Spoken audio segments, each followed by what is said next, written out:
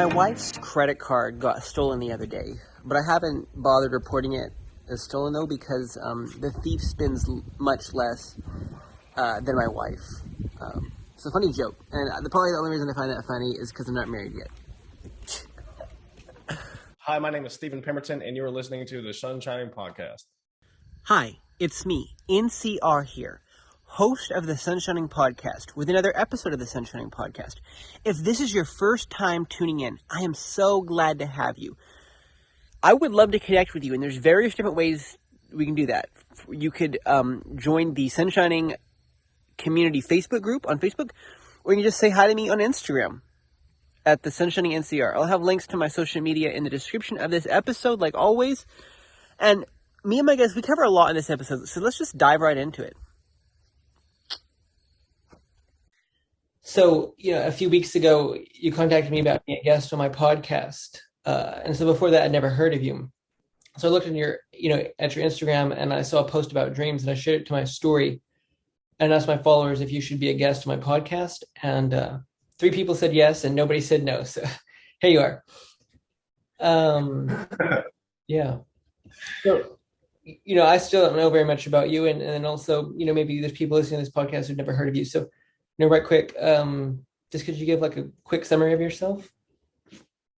Yeah. So I would definitely say the most important thing to know about me is what happened to me last year in 2020. So last year in 2020 was a time where I'd been working in a corporate job for about 6 years. And I've been doing that for the whole 6 years, working, 12 to 16 hours a day. And in May of 2020, I started having really bad anxiety attacks for the first time ever in my life. And fast forward to June 9th of 2020, I'm standing in the mechanic shop. I'm the manager of this warehouse and the mechanic shop is attached to it. And I hear God speak to me and he tells me that it's time for me to quit the job.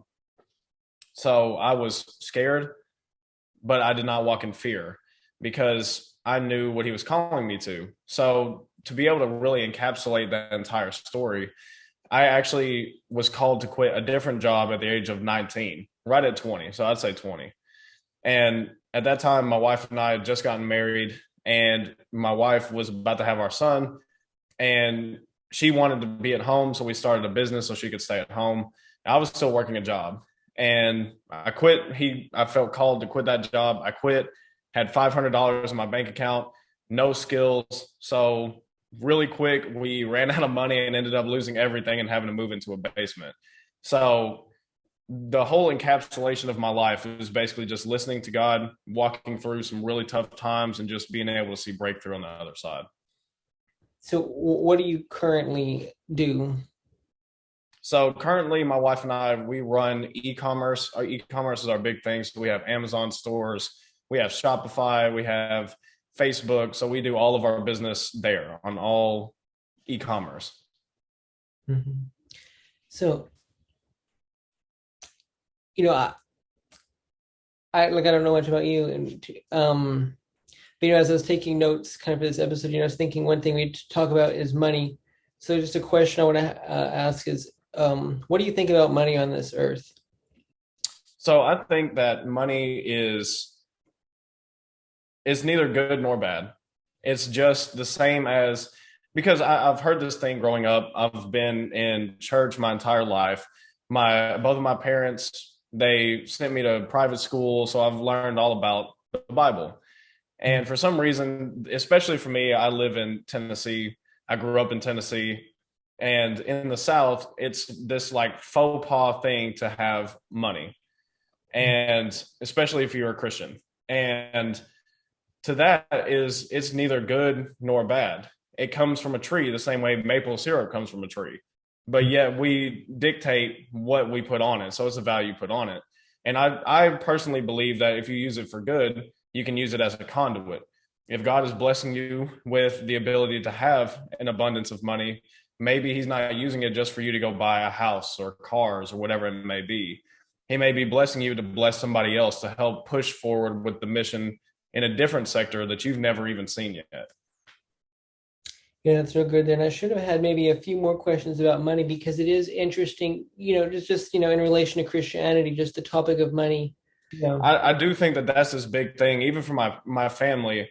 I'm a first generation 7-figure earner in my family. My mom and my dad, they both worked 30 years in a job. So growing up, I was told go to school, Mhm. go to college, go get a good job, work there until you retire by at the age of 65, or I think it's almost 70 now. But the thing is that when you, and I'm not sure where it got twisted to where being a Christian meant that you just had to have just enough to pay your bills, just enough to make sure your family's okay, just enough to make sure that you can send your kid to college. Because when you have just enough, then you're not able to actually, in my opinion, extend God's love and show it to other people. Maybe there's someone on the street corner who really needed $20, but because you're making just enough, you're not able to help them. Mhm. Maybe there's an orphanage in Africa that needed new floors and windows, but because you made just enough, you weren't able to give $1,000 to them for them to actually be able to do that. And now there's people going hungry because you didn't step into your full potential. I mean, you can ask whatever you want. I'm an open book. Yeah, yeah, no. Like for anyone listening, like that's the thing is that seriously, even on my Instagram, you can ask me anything Mhm. because I'm a person who I've dealt with. Like I'm no one special. I did not get a hand up, a leg up in life. I mean, I've lost everything, lived in a basement, had no money. I was just blessed enough that I had a woman fighting for me in my corner when I believed in God. I knew of Him and I believed and I had salvation. But for her, she covered me by praying over me even when I had lost my faith. Mhm. And she helped me find that corporate job that I ended up quitting, funny enough. But at the end of the day is I heard God speak to me to quit the job in June of 2020. I quit the job. I come home. I think he's going to bless our business because we have one on the side. That business 2 months later shut down. We're $50,000 in debt now. We've got 2 months left of expenses saved up, years of this thing that I wrapped my identity in. And then it was just this thing of crying out to our Father, our Heavenly Father, especially me. I was on the floor literally crying and saying, Abba, Father, hear your son. I made it plain for you to see it, for anyone to see what the vision is. And that very next day or within that week, my wife actually saw something come across her news feed that inspired us to move into Facebook, which is where our revenue now. And that was actually able to make enough in a month that we could both stay home, that all the bills were paid. In 3 months, we were able to give $1,000 to help underprivileged kids have Christmas. And now I've been able to make more in 1 month than I made in my job, and we've been able to pay off the 50,000 in debt. And that's not me touting me because I'm not that smart. That's just something that it's a God experience. So whatever is asked of me, I'm just as open as absolutely possible because there could be one person that hears this that it could help. In your life, you live a pretty busy lifestyle, but you're also a parent. And so I was kind of when I was like, how does your parenting kind of schedule look like? Like how much time do you spend, with your kids? Kind of like just what does that look like a little bit? So I think that that is a great question, just Mhm. because a lot of people think that there's this thing called work-life balance. I believe that's something we've all heard, but to be honest, is I've always heard on the other side that I can't wait until I retire so I can live on a beach and just go to the beach every day. But that would mean that your work-life balance is off. That means that that's all life, no work. And then if you're working every second of the day, then obviously you have no life. So that balance is still off. So what my wife and I have found is work-life integration. We have this thing where in our theater room, we also have our office space set up. And so it's my desk, my son's desk, and then my wife's desk. So we're right in a line because we actually have the ability to homeschool our son. So he's right there with us. He does school while we're working.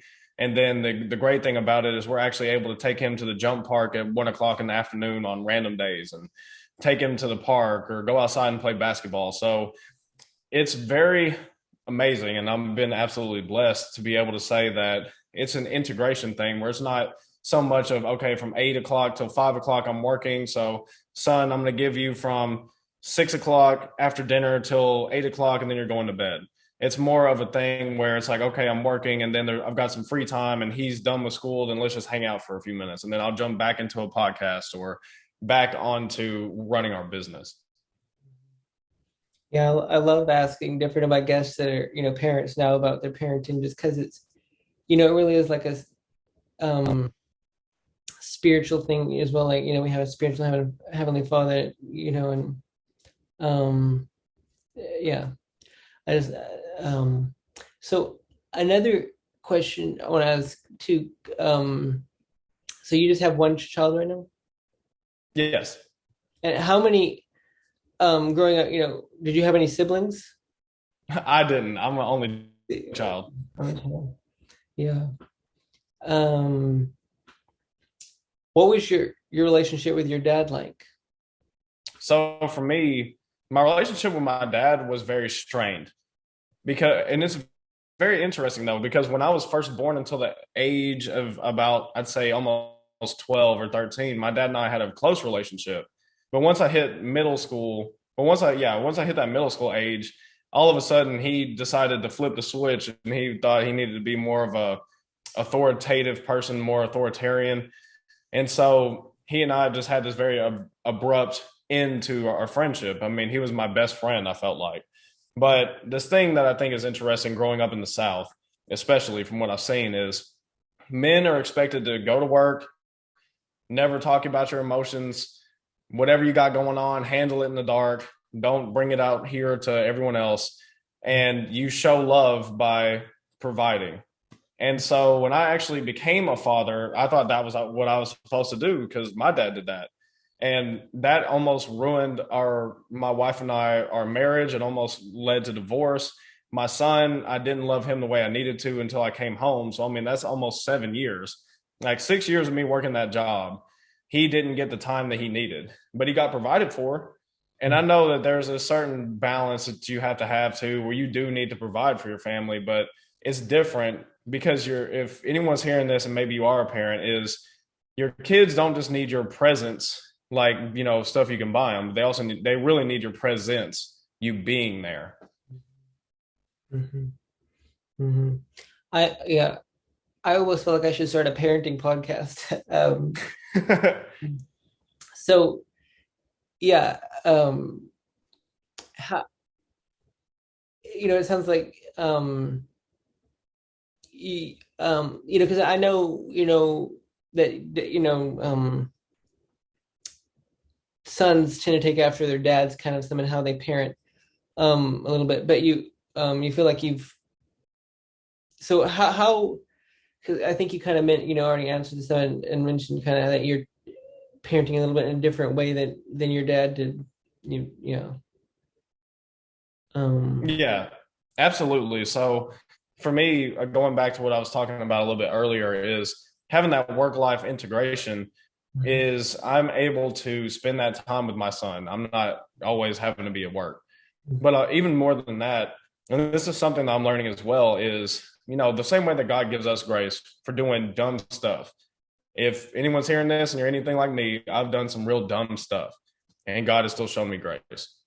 So for my son, is that's something I'm learning, is that because my son is nuts and he does some crazy stuff. I mean, he'll probably be on the counter here in a few minutes, but it's showing him grace, because he's just a kid. He's experiencing his life. He's learning his surroundings. And he's doing these things.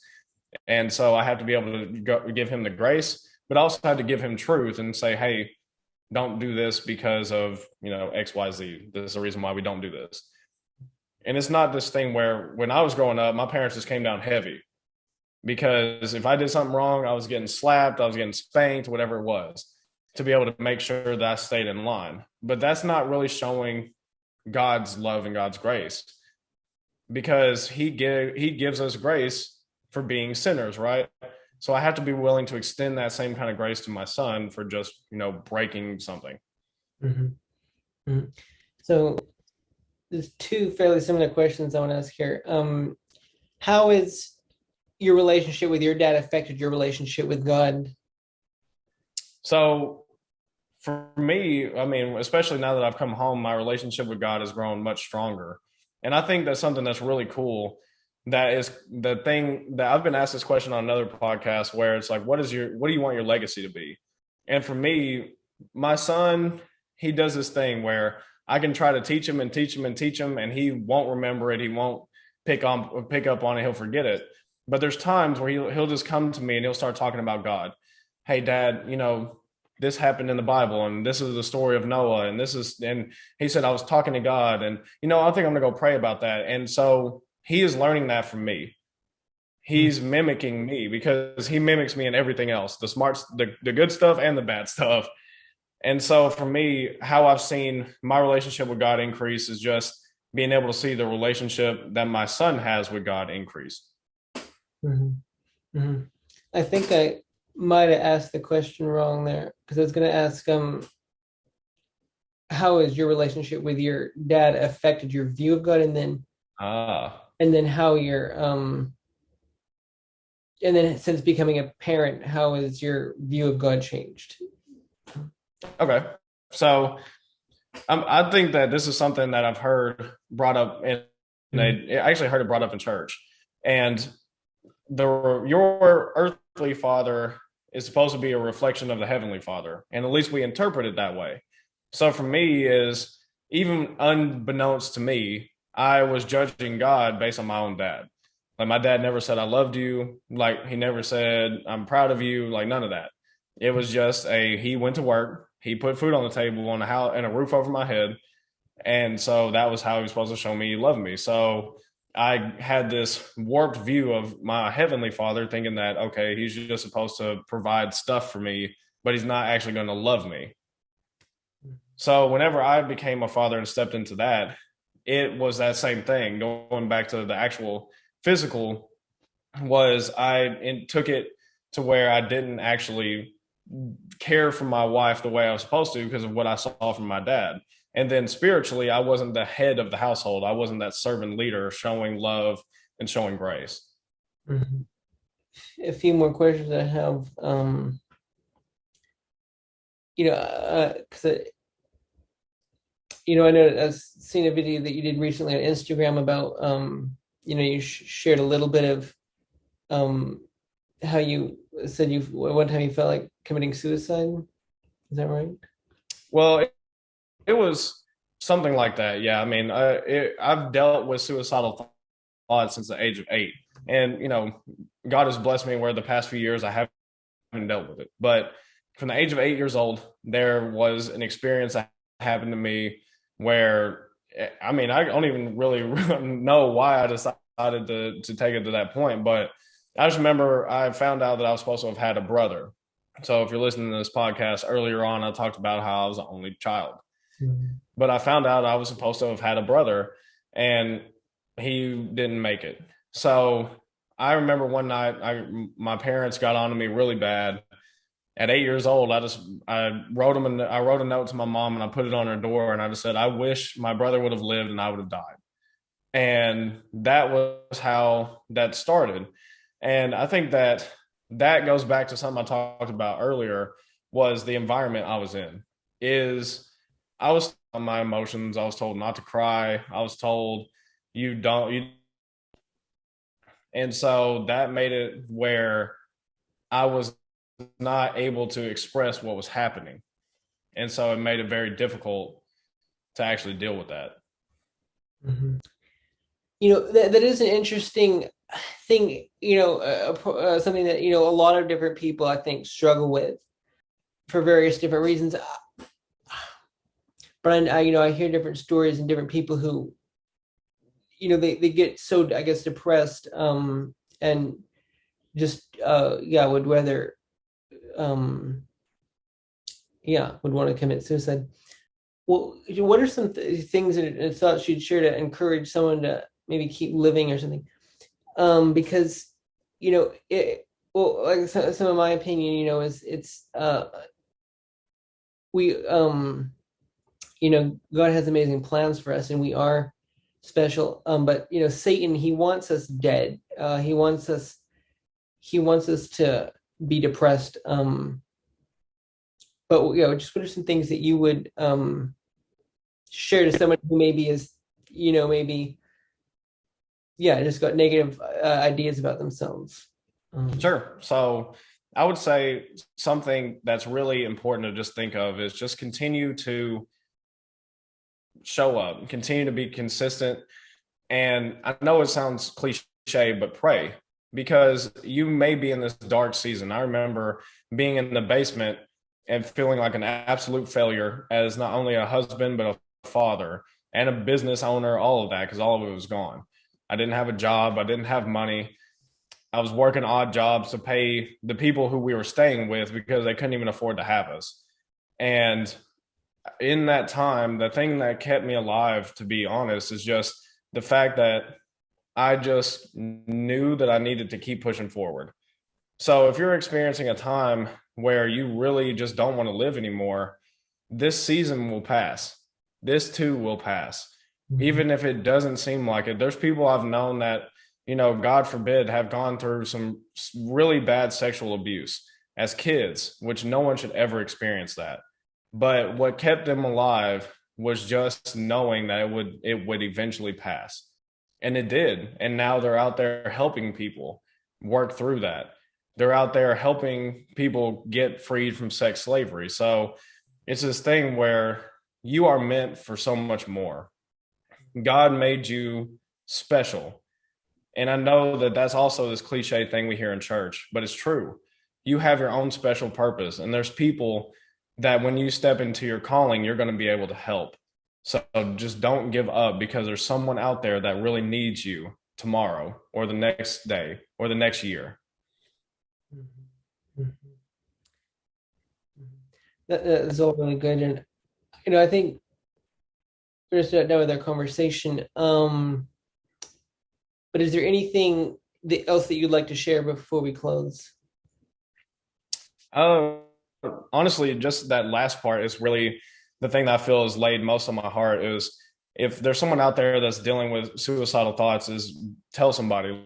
Like if you're dealing with a really difficult thing going on, you need to be able to talk about your emotions. You need to be able to talk about what's happening. Because for me, if I'd have just been able to have one person that I could talk to and say, hey, this is what's going on. This is why I feel this way. Or I don't even understand why I feel this way, but this is what I'm feeling. I would have been more in a place that at least somebody could have helped me through that. I think the other thing to just kind of finish it up is, at the end of the day is I'm someone who's lived through that. And now not only am I being blessed, but I'm able to align with my cousin. And now we're in the process of helping over 100 underprivileged kids have Christmas. And if I had have taken my own life, there is kids that would not be getting Christmas this year just strictly based on that. So just as you said, is the devil really doesn't want us here. Mm-hmm. He wants us off of this earth, because that means that that's people that are not going to be getting saved or not going to be getting the help they need.